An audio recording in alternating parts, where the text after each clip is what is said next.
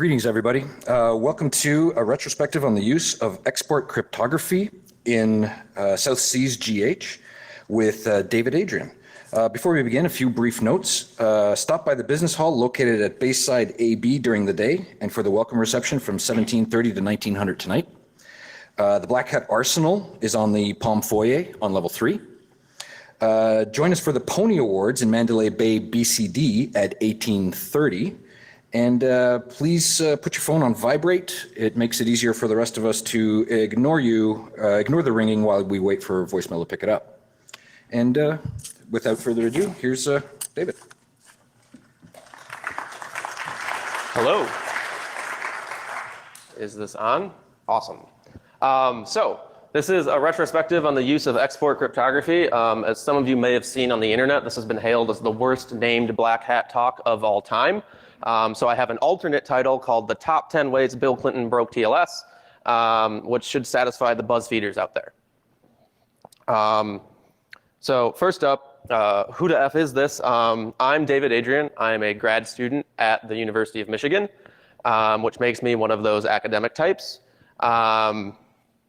venturing out into the lands of industry at Black Hat. I do a lot of work with ZMAP, the internet scanner. I help run census. Our group came up with some of the measurement numbers for vulnerability to heartbleed after disclosure, as well as what I'm going to be talking about today, Freak, Logjam, and Drown. And more recently, I was just working with Chrome team, but I'm no longer employed by Google, and this research was not done while I was at Google. So if you're a Google lawyer in the audience, please don't tackle me. Now that we've got that out of the way, let's dive right in to the 90s, specifically around the time that Al Gore was inventing the internet. So pretty much from its inception, sort of post-World War, cryptography was regulated as something that the military used. It was regulated under the International Traffic in Arms Regulations by the Department of State as sort of a munition. And so in 1995, the status of the regulation was basically that under ITAR, under the International Traffic in Arms Regulations, encryption for non-US citizens was limited to 40 bits of symmetric cipher key strength and 512 bits of public key strength, which at the time was pretty much RSA and Diffie-Hellman. And this was regulated on the munitions list alongside things like tanks and bombs and guns and ships. But interestingly, while encryption was regulated, authentication, so like hash functions and MACs, were not regulated. So at this time in 1995, Daniel J. Bernstein was a grad student at UC Berkeley, DJB. And he created something called the Snuffle crypto system, which was kind of a troll crypto system that did encryption only using hash functions. And so the government didn't really know what to do with it. But he applied for an export license, and the government said no. You are not allowed to export this code or present your paper outside of the United States. And so DJB sued the government alongside Cindy Cohn, who is now, Cindy Cohn was his lawyer. She's now the director of the EFF. They sued the government. And the result of this was the sort of code as speech case, the case where the phrase code as speech came out, and the Northern District of California overruled the regulations under ITAR and said that they were infringing on DJB's First Amendment rights and they were unconstitutional. And this happened in December of 1996, about a year and a half after the initial Snuffle crypto system. But Bill Clinton, in November of 1996, a month before this ruling, passed an executive order that moved the regulations off of ITAR and onto the export administration regulations, which are sort of the civilian regulations by the Department of State for just like how imports and exports are regulated. So the authority was moved. And that court case was only for ITAR. So they were like, great, you won that court case, but it doesn't mean anything because that law doesn't exist anymore. So DJB and Cindy Cohn re-challenged the regulations under EAR, won again, got overturned, but then eventually the Department of Commerce basically was like, we don't want to deal with this anymore. We're going to stop regulating cryptography, at least open source cryptography. And this happened in 1999. And that's the state we've been in ever since, is that cryptography is no longer regulated for US citizens versus non-US citizens. But while all this was happening in 1995, there was a lot of developments in sort of the field of like the internet and secure transport. Starting with SSL version 2 in 1995, SSL v2 was designed, deployed, and deprecated all in 1 year. It was a terrible protocol that didn't really work. I think this might be a record in sort of design deployment and deprecation speed nowadays. I'd like to see the IETF try doing this in 2016. But it was followed by SSL version 3, which sort of formed the basis for modern TLS, modern transport layer security. And then finally in 1999 came TLS version 1, also known as SSL version 3.1 if you look at the structure of the packets. And this is when the standard really became an official IETF standard and started looking even more modern. But all of this happened before the regulations were overturned.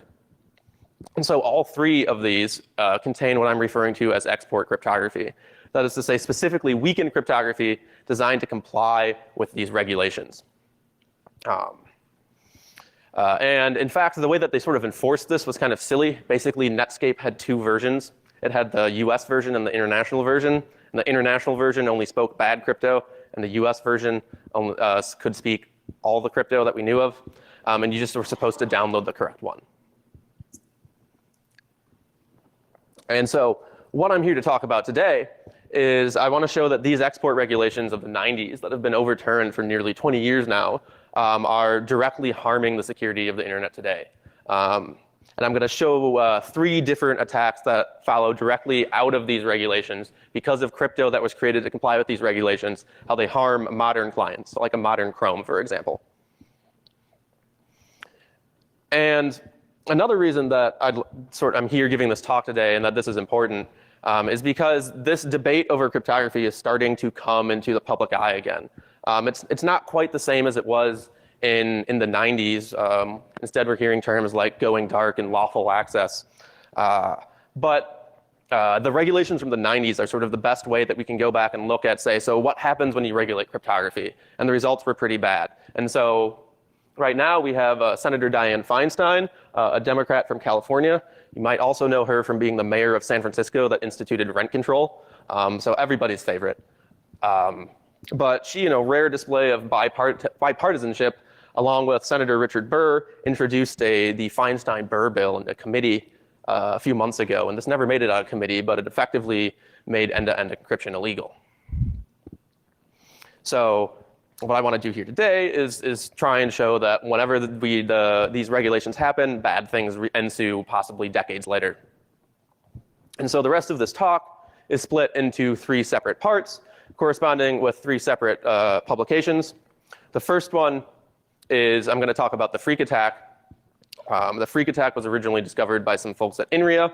It's described in that messy State of the Union paper right there. I got involved with sort of this space in the wake of the freak attack using ZMAP to do measurement to determine the quantity, to quantify the impact. When then freak led directly into logjam, which we published at CCS about a year ago, was another export-related attack. And then finally, we'll close with drown. My understanding is that some people think this is a talk about drown. It's only 1/3 a talk about drown, so sorry if you're disappointed. But let's get to it. The first thing I want to talk about is freak.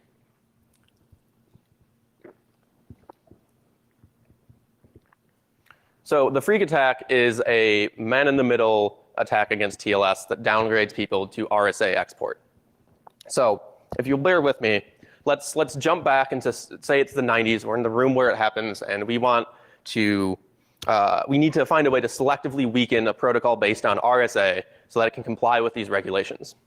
And the way that we have to do that is by shrinking the public key size. Because remember, the public key size was limited to 512 bits. But we want to make sure that we can use arbitrary sized public keys for US citizens, because the US citizens have been deemed better than the other citizens, so they get strong crypto. And so this brings up the question of how do you pick which RSA key to use? Do you use the strong one or do you use the export compliant one? And the answer that TLS came up with was we'll use a convoluted protocol handshake to figure out which one we should use. And so let's take a look at how that works. I'm going to use this diagram a few times in the talk. On the left, we're going to have Alice, the client, speaking to Bob, the server, and both of them are represented by XKCD characters. And so let's say they're speaking SSL v3 or TLS, so modern HTTPS, you can think of this. And this will start with the client, Alice, sending a client hello to Bob.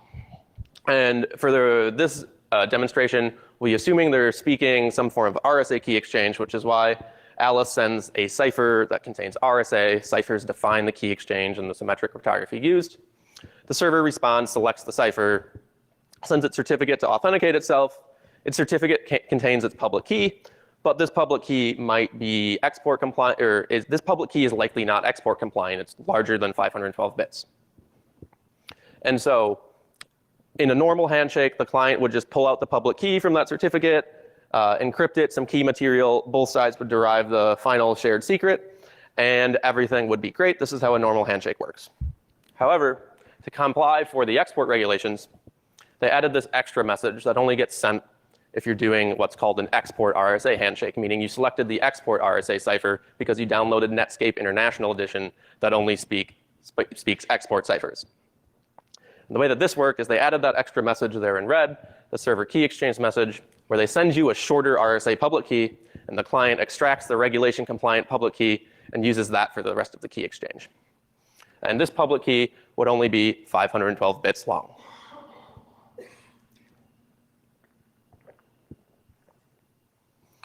However, it turns out that every major TLS implementation did not know how to say no to this message. They would all accept it, whether or not you were doing export RSA or normal RSA. If this message showed up, they were happy to extract the shorter public key from it. And effectively, this bug was enough for a man in the middle to take over the connection. And when I say every major TLS implementation, what I mean is OpenSSL, I mean Apple's Secure Transport, which gets shipped with OS X, and I mean Microsoft S-Channel, which is part of Windows. The only one that was not vulnerable was Mozilla's NSS implementation, the one used in Firefox. So let's look at how the attack would work. Let's assume there's a man in the middle on the wire, represented by the red guy in the middle. And so let's assume that Alice is a modern client. Like say you just downloaded Chrome in January of 2015 because Chrome was vulnerable to this attack.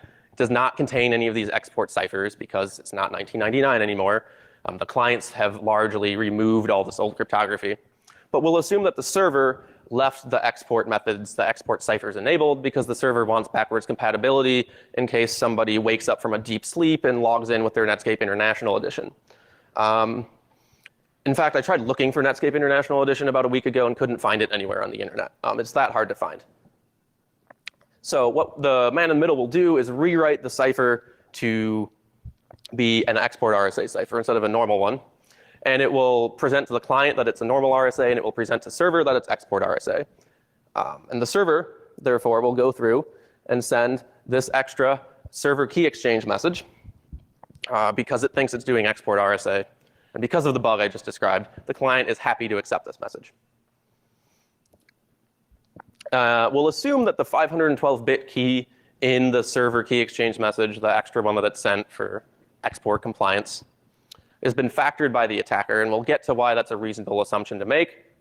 But for now, just bear with me. And then finally, because the attacker has factored that key, they can then decrypt the pre-master secret that the client encrypts and go through, do the same key derivation function, and insert themselves in the middle for the rest of the handshake. But a quick jump back to factoring. You're likely like, look, David, you said that you were factoring an RSA key. That you shouldn't be able to do that. Factoring is hard. Let's go shopping. Like the entire point of RSA is that factoring is hard. If you can factor a key, like why we'll just factor keys and decrypt everything. Well, the answer to that is you can't factor all keys. But nowadays, because it's not 1999 anymore, 512 bits, what the max export length, which was at least somewhat secure in the 90s, is now factorable for around $100 on Amazon EC2. And you can fiddle with the price to cost ratio. Nadia Henninger and Luke Valenta at UPenn have some work showing using like a combination of like mathematical factoring tools and the standard sort of distributed compute stuff you can get on EC2, how you can optimize cost for factoring. But it's roughly about $100 for a little over an hour. In fact, this isn't so easy to do that last year when I was teaching a course for some undergrads, we gave extra credit to anyone who could factor a 512-bit public key, and a couple of students using some free Amazon credit they got at a hackathon just spun up like an M3.large and factored a 512-bit RSA key and got the extra credit, while everyone else was like, wait, you want us to have a major mathematical breakthrough? What? But they got the right idea. That's why it was extra credit. So effectively, what this means is that anyone who can spend $100 on EC2 can man in the middle a server that supports export RSA in TLS. The client doesn't need to support this, just the server. So from a sort of cost and compute and cryptography standpoint, that's all you need for the attack. But there's another follow-up question for, is this attack feasible or not? And that is, do servers actually support the RSA export cipher, right? This was deprecated. This was effectively useless after 1999. Why do servers still have this enabled? No modern how to configure your TLS server like article will tell you to enable these. So we fired up ZMAP.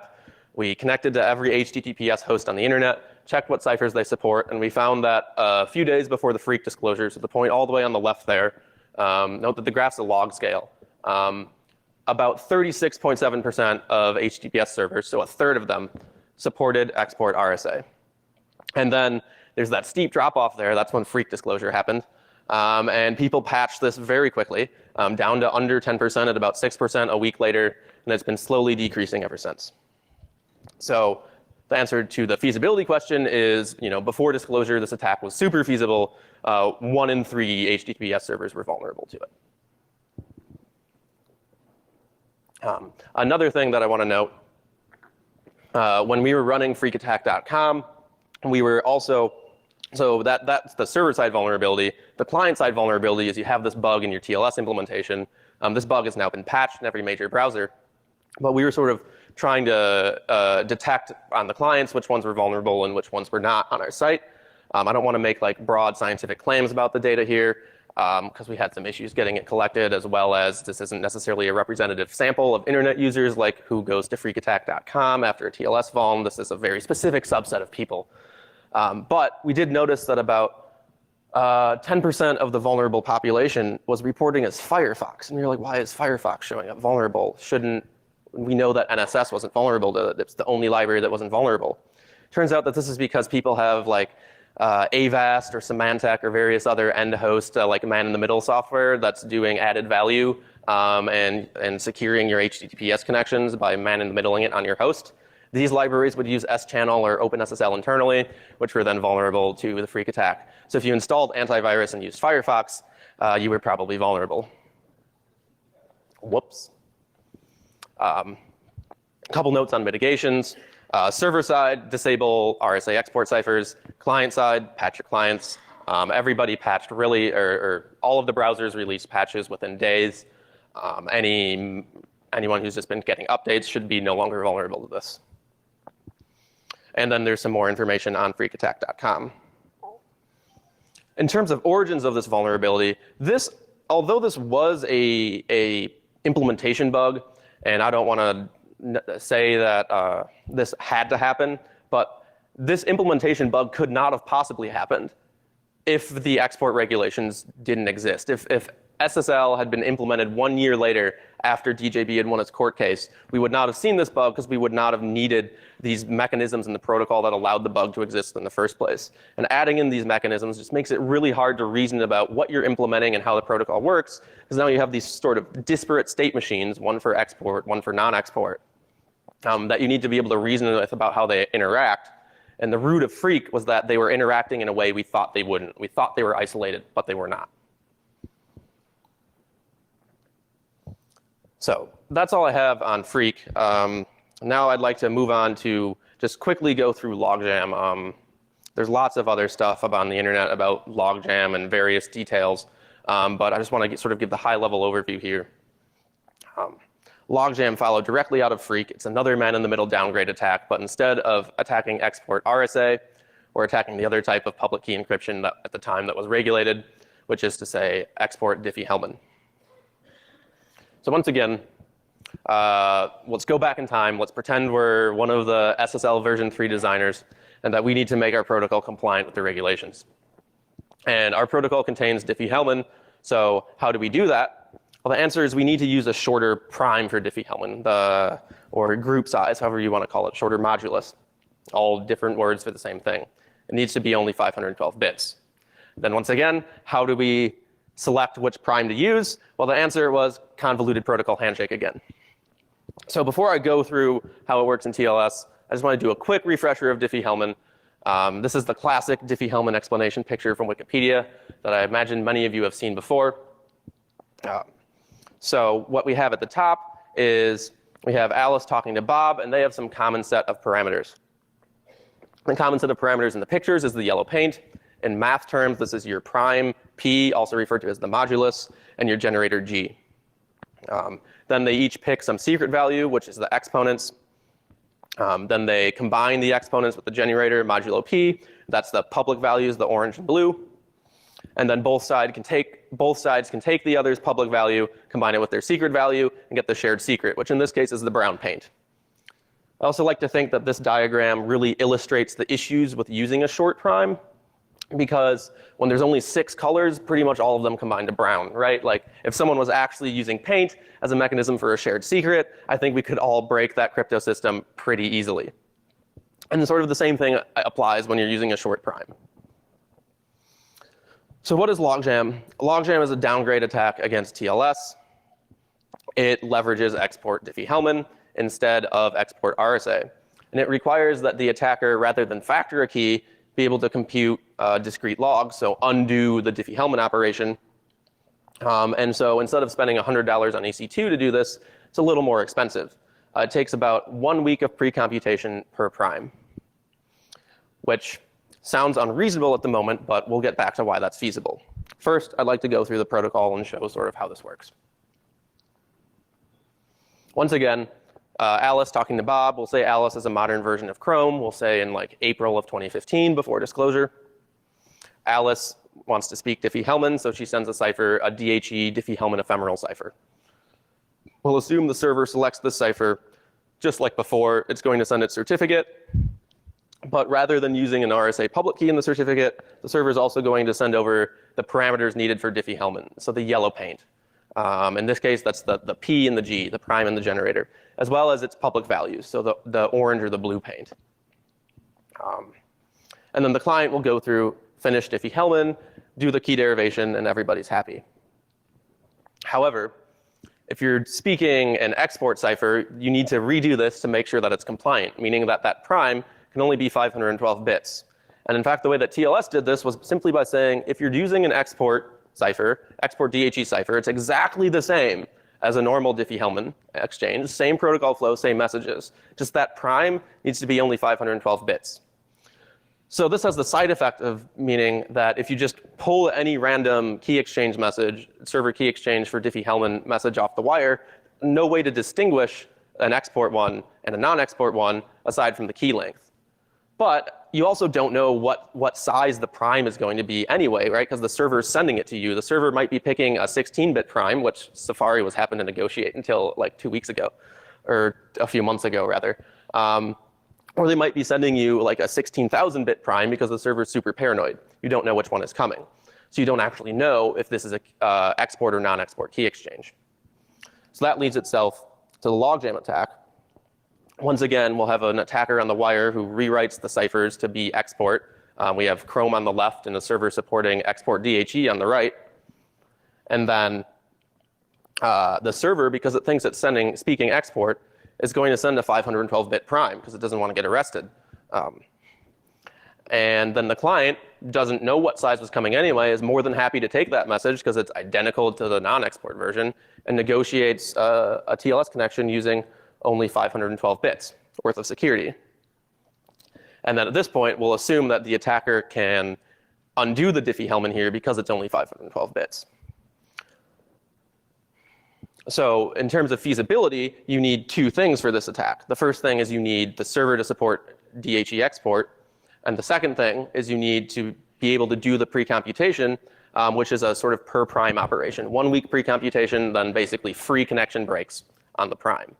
So that means that if this is going to be feasible, servers need to be sharing prime numbers. They do. This is fine because these are the common parameters. These are often standardized into protocols. They just happen to not be in TLS. Instead, they tend to be baked into web servers. So to figure out if this was feasible or not, once again, we fired up our internet scanner. We connected every HTTPS server on the internet, and we checked 2 things. 1, do they support the DHE export cipher? And 2, what prime do they send us? For the first one, for DHE export support, we see that they do. It doesn't have that giant leap up to like 30%, and that's likely because we didn't because logjam followed from Freak. Like that's where we got the idea from. We didn't have the scan data for support for RSA export, or excuse me, for DHE export until after the Freak disclosure. And so if you layer the Freak graph on top, you see that they track each other very closely. So if I were a betting man, and apparently I am because I'm in Vegas, I would say that Diffie-Hellman export was way higher before the Freak disclosure, and lots of people just turned off both at the same time. The sort of gap between the 2 lines is likely due to the fact that Microsoft's web server IIS, it did support export RSA, but it never supported export Diffie-Hellman. So the curve is a little bit lower. And then if you look at the Alexa top 1 million, so the most common visited sites on the internet, about 8.5% of them are vulnerable. But if you go and look at what primes they're using, of those 8.5%, 92% are using one of 2 primes. So 82% of them are using one that was shipped with Apache mod SSL. It's literally in the source code, hard-coded in. And another 10% are using a similar one that gets shipped with Nginx. So in sort of cost terms, what that means is you can do 2 1-week pre-computations, one for the mod SSL prime and one for the Nginx prime. And then once you've done that, you could that would get you 92% of vulnerable servers you would then be able to attack. So to get the long tail, cost starts going up. But many servers, including FBI.gov, were using that Nginx prime and a 500 and supported RSA export. If you go to WeakDH, you can see a demo of a man in the middle against FBI.gov. And if you go to Twitter and you look up, I think it's called dlog_bot, you can tweet at the bot and it will calculate discrete logs in those 2 groups for you.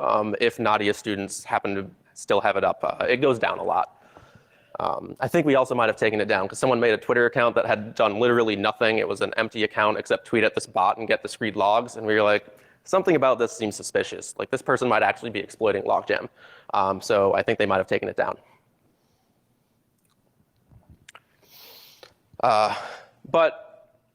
So logjam is at least somewhat feasible, a little theoretical, but it does have some implications for standards. And when I'm saying standards, I mean things like RFCs and that. The first one is that you really don't want to have negotiable Diffie-Hellman parameters in a protocol. You want to standardize them. The problem with standardizing them, though, is you need to make sure you do a good job and that they'll last for 2 decades or more. So you have this tension between wanting to standardize things to decrease brittleness so that you can't have servers sending weak primes or you don't know what there's coming. But at the same time, you don't want to bake in weak parameters into your protocol. So if you were back in 1995 or 1996 designing SSL v3, you certainly wouldn't really want to standardize in some 512-bit primes into your protocol just so that you're regulation compliant. The writing was on the wall for those regulations. Like the court case was happening, it had been won once, and then it was happening again. It was probably going to be won again. Why would you want to add that to your protocol when it's just going to be gone in a year? And it's kind of appealing that when you let the server pick the prime, it's kind of appealing that then you have this protocol where the security is as strong as the server wants. If you have a really paranoid server, it can send you a big prime. And if you have a really lazy server, it can send you a 16-bit prime.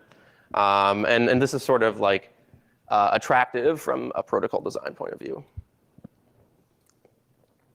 But in terms of mitigations, once again, we have 2 sides. For the server, disable DHE export. And for the client,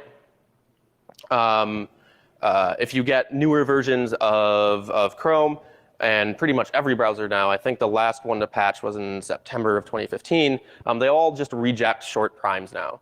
So they don't necessarily know if you're getting a short prime because you're being man in the middle or just because the server likes short primes, but no browser will accept a shorter than 1024-bit prime, and 1024 bits is well out of the reach of anyone on EC2.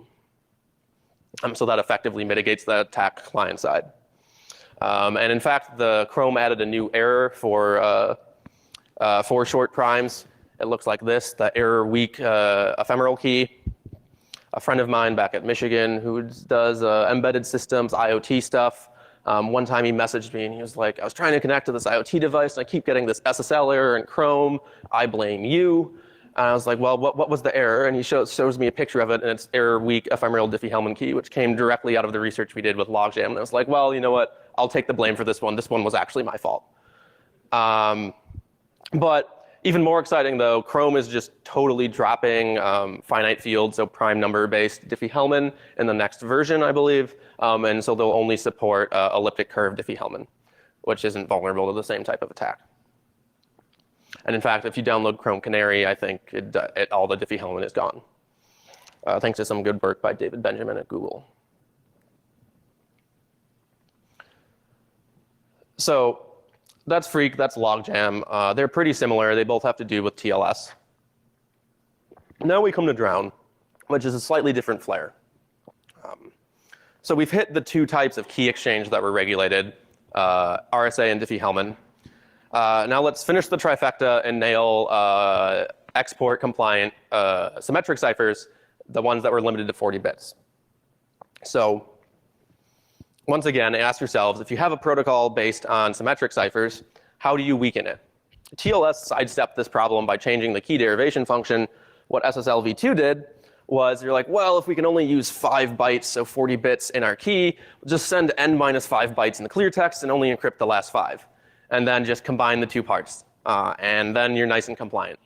And that's how export ciphers worked in SSL v2.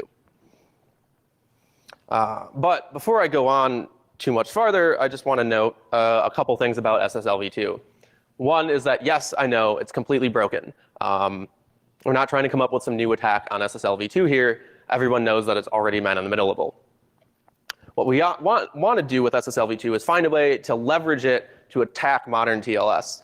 Freakin' Logjam showed that supporting old types of cryptography isn't just harmless backwards compatibility, it's actually hurting the security of modern clients. And so the question that we wanted to answer when we first started looking at SSL v2 was, is SSL v2 just like a harmless vestigial organ left over, or is it actually harmful to modern clients? And so the first to answer that, the first question was, does anyone support SSL v2 anymore? And the answer was a surprisingly large number of people do. So this graph here is a CDF of the top 1 million domains and the percentage that of the top N that support TLS and the percentage of the top N that support SSL v2.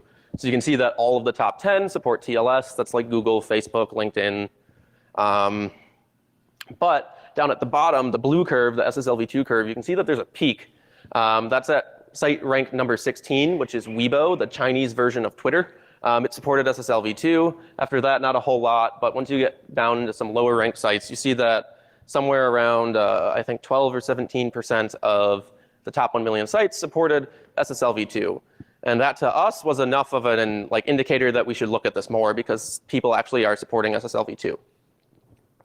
And in fact, if you go and look at it outside of HTTPS, while about, let's see here, 17% of HTTPS servers supported SSL v2, 28% of mail servers of SMTP servers supported SSL v2, which was really weird. We couldn't figure out why support was this high.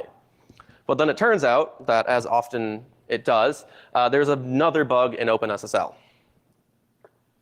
So there's this old backwards compatibility handshake for when you're switching from SSL v2 to SSL v3, where you can upgrade a v2 handshake to v3.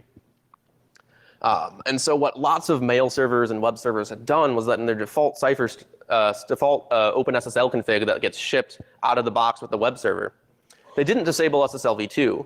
They disabled every single SSL v2 cipher, of which there are only 6. I think 2 of them were export compliant and 4 of them were other ciphers. They disabled all those ciphers. but they left SSL v2 enabled so that they could still support these upgrade handshakes from 2 to 3. However, there is a bug in OpenSSL's implementation where a sufficiently motivated client that really wanted to negotiate SSL v2 could ignore what the server said and just pick a random cipher and negotiate SSL v2. So no one noticed this because the OpenSSL client behaved nicely and would fail when you tried to do v2 with these servers. But a aggressive client or a scanner that was written really quickly and didn't fully read the RFC, well, that just randomly picked a cipher if the server didn't give one, would also negotiate it, which is how we saw so many of these. And in fact, some other folks over in Germany, Nimrod Aviram and Sebastian Schnitzel had reported this to OpenSSL around the time that I was looking. So that cipher seat selection bug was patched in January of 2016. Which brings us to Drown. So I'm going to gloss over a lot of the crypto details here, but if you're interested, the technical term for Drown is that it is a cross-protocol Bleikenbacher padding oracle attack, which effectively means that using the export ciphers that are available in SSL v2 and the way that the RSA encryption is handled in those, you can use that to attack a TLS connection. And this is a little bit complicated because the crypto that's used in SSL v2, the lengths of the secrets, and the way that it's encrypted isn't formatted correctly for TLS. So you have to play some crypto tricks to change the SSL v2 crypto to look like TLS crypto. But effectively, if you capture some TLS handshakes, and the handshakes are done with a server that has a key, that the key that the server is using for TLS is also used for SSL v2, either on that server as well or on a mail server somewhere else that's using the same key and certificate. You can capture those ciphertexts off the wire and then retroactively decrypt them for about $400 on EC2, which is kind of expensive, but also kind of cool if you're a crypto nerd. And one of the big cool things about Drown that makes it a little bit different is that this cross-protocol thing works, that you can use your SMTP server to attack, you can use someone's SMTP server to attack their web server. Because if you're a sysadmin, you're probably thinking a lot more about your web server that's running your production website than you are thinking about that random SMTP server that you spun up in order to like send monitoring emails or whatever about your site. I know I did. And so if you look at this sort of key reuse where only 17% of HTTPS servers supported SSL v2, but if you went and tried to find keys on other protocols, that raises vulnerability of Drown from 17% to 33%. So we're back at about 1/3 of the internet being vulnerable to another export-related attack. And these full numbers are available on drownattack.com.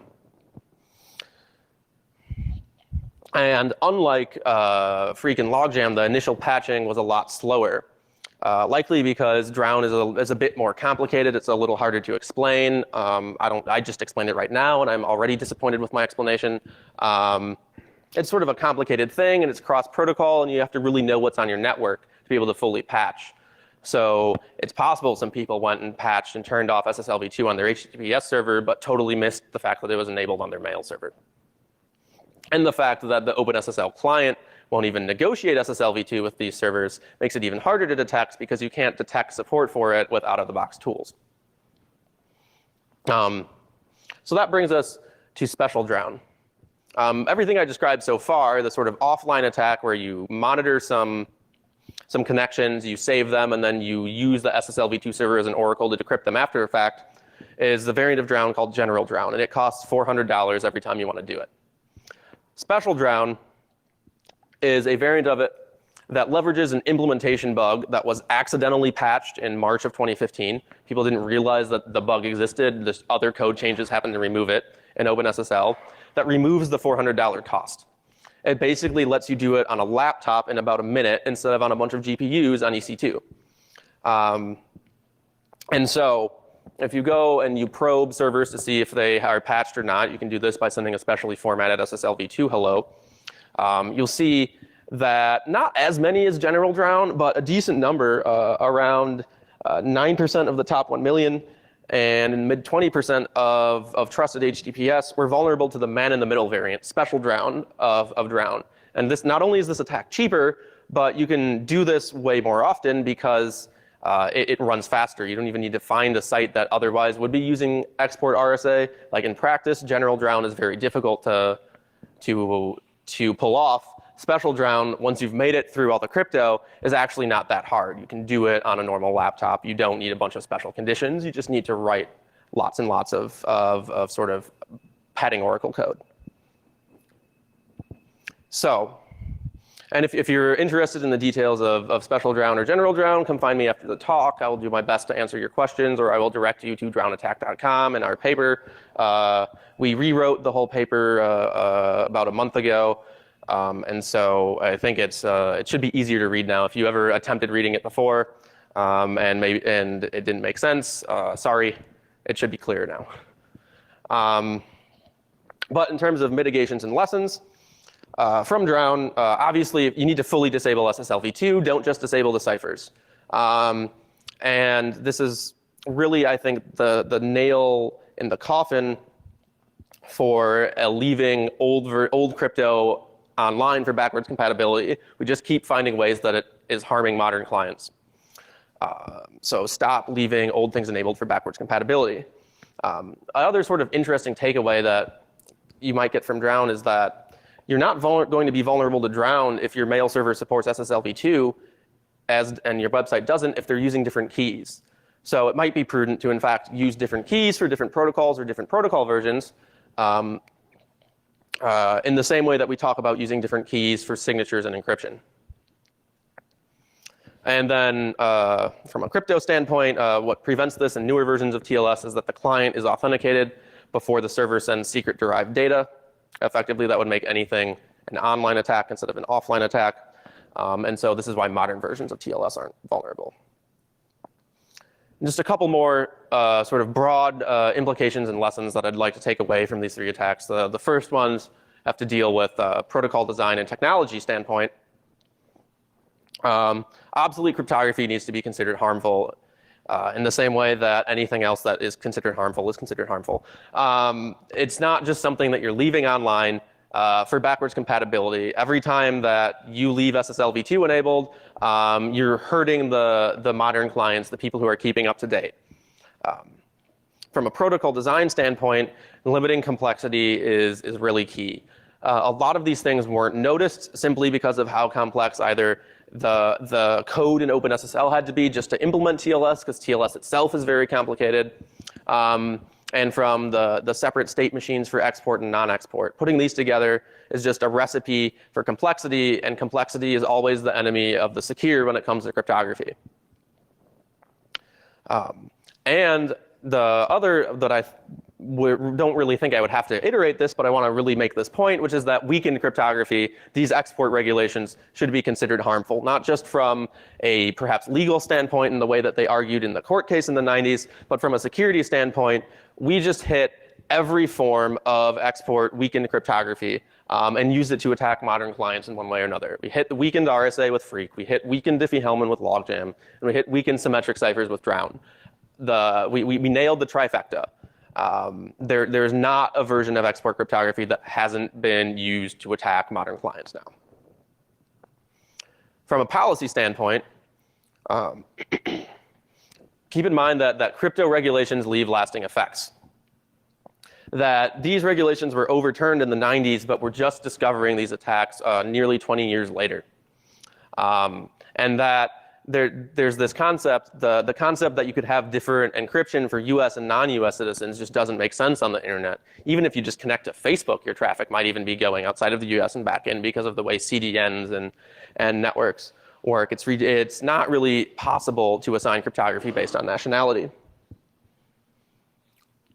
And so the technological, while weakening cryptography in the way that these regulations did, is not the same as lawful access and what is being proposed, or the going dark problem and things that have been proposed recently. It's the closest that we've seen to it actually happening in practice. And the technological evidence for this suggests that any form of weakening, any form of lawful access, any form of enabling someone who is not either the client, not on one end of the connection, to have some access to an encrypted channel is a recipe for disaster. So with that, I think we have about 5 or 6 minutes left for questions. Once again, I'm David Adrian, University of Michigan. All the attacks that I described are described online, as well as the papers at those websites. Hit me up on Twitter, contact me. Thank you for attending and for getting up early and for coming out here.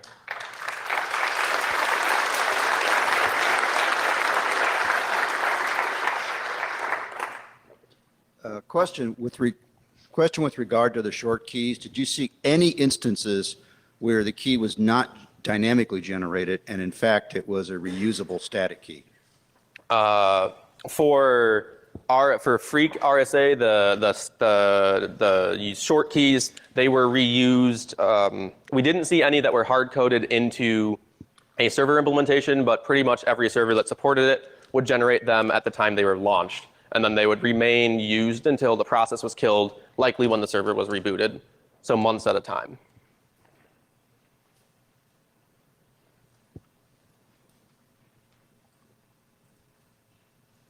Anyone else?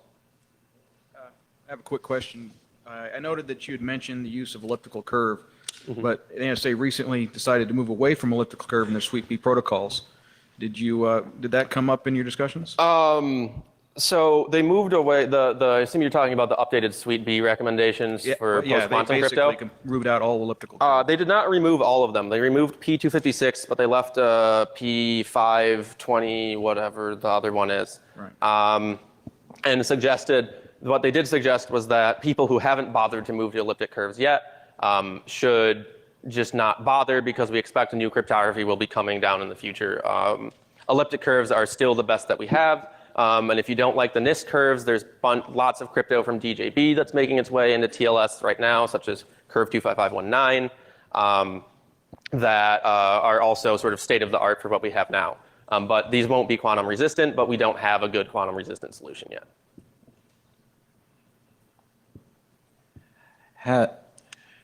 In your analysis of weak implementations on the public internet, did you see a significant portion of the weakness in, for lack of a better term, service providers such as Content Delivery Network or ISPs that do reverse proxying, and would that potentially have impacted large numbers of principals in a way that was outside of the principal's control? We saw a little bit of that. We didn't do sort of a deep analysis into who was vulnerable. I believe that for a while on some servers, I think Akamai might have supported RSA export. I'm not sure. But for example, on Drown, we saw there was a ISP in Europe where they had given a valid certificate to every user, I think for remote access, and whatever software they were using for that was vulnerable to Drown. There's been a couple hosting providers, I think, not really major CDNs, but a hosting provider. I can't think of the names off the top of my head that were vulnerable to either Freak or Logjam or Drown. But I don't have a good answer for you. Some of it, sure. I didn't do a detailed analysis, though. What are your thoughts in terms of, I guess, backward compatibility for whether it's old installations of Java or an IoT device or old mobile phones? I mean, one of the challenges with where you have a browser that you can update, it becomes an easy challenge. Yeah. But when a third of the traffic that we're getting is still what I would consider obsolete equipment, and we don't control that and we can't update it, what do we do then? Well, there's obsolete and there's obsolete. Older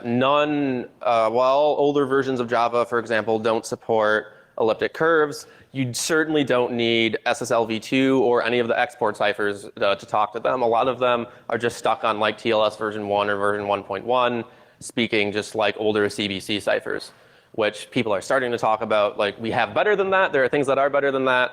But as far as we know, that's not nearly the same harm that the export ciphers were causing. That being said, I would like to think that what we saw here is sort of an impetus for trying to solve this problem more broadly, for harassing people to update, for calling people out for not updating, and for at some point just being like, you know what, it's not worth it to support these. And I recognize that not everyone can, but I do know that there's been a bit more of a trend among some people to stop maintaining so much for backwards compatibility and just be like, you go and get a newer version. But that's not always possible for everybody. One more, and then we're going to go in the hallway. Okay. Can I ask you, to what extent do you think we're done hearing about TLS vulnerabilities? I mean, next year we can hear about another 3 major weaknesses. Or is this thing finally hardened? I don't know, but I do know that TLS version 1.3, which is currently being standardized, has had the folks at INRIA, people who have been finding vulns in current versions of TLS, have been working with the standardizers, have been doing formal analysis, and people have a much better understanding of what works and what doesn't now. And there's a lot of smart people working on TLS 1.3. So I have a lot of faith that as TLS 1.3 finishes up, it will be much better than what we have now. But I can't envision the future. So my question was, I think, very related to.